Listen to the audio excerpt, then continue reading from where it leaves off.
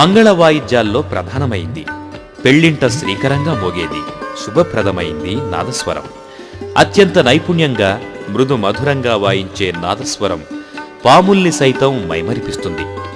దక్షిణ కోస్తాలో అనేక బృందాలు, ఖ్యాతిగాంచిన వాద్యకారులు ఎందరో ఈ సాంప్రదాయ వాయిద్యాన్ని నిలబెట్టడానికి కృషి చేస్తున్నారు. మనము స్వరం కలిపితే నాదస్వరం మధుర స్వరమై తరతరాలకు వినిపిస్తుంది.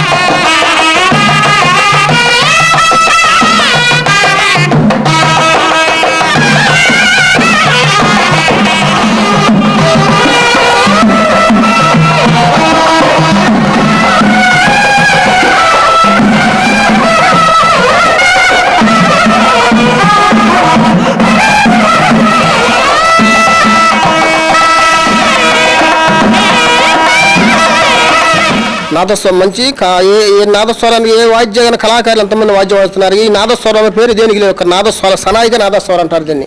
ఇది నాదాన్ని బట్టి నాదస్వరం అని పేరు వచ్చింది దీనికి. దీన్ని మంచి మంచి శుభకార్యాలకి మంచి అన్నిటికి వస్తారు దీన్ని. మా నాన్న వంచాడు, మా తాత కూడా వంచాడు. తర్వాత నేను మా నాన్న ఆయన ఒక 50 సంవత్సరాలు వంచాడు. పెద్ద కొంకలకొండ సైదులు గారు ఆయన పెద్ద పేరు గలాడు. ఆయన దగ్గర నేర్చుకొని నేను తర్వాత మా గురువు గారు ఆయన కొంకలకొండ సైదులు గారు శిష్యుడు. ఆయన దగ్గర నేను నేర్చుకున్నాను.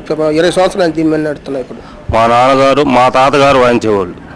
గతంలో నబీ సాహిబ్ గారిని మా తాతగారి దగ్గర మా నాన్నగారు నేర్చుకున్నారు. మా నాన్నగారి తర్వాత నేను. మా నాన్నగారి దగ్గర దాదాపు 150 మంది కుర్రోళ్ళు నేర్చుకున్నారు.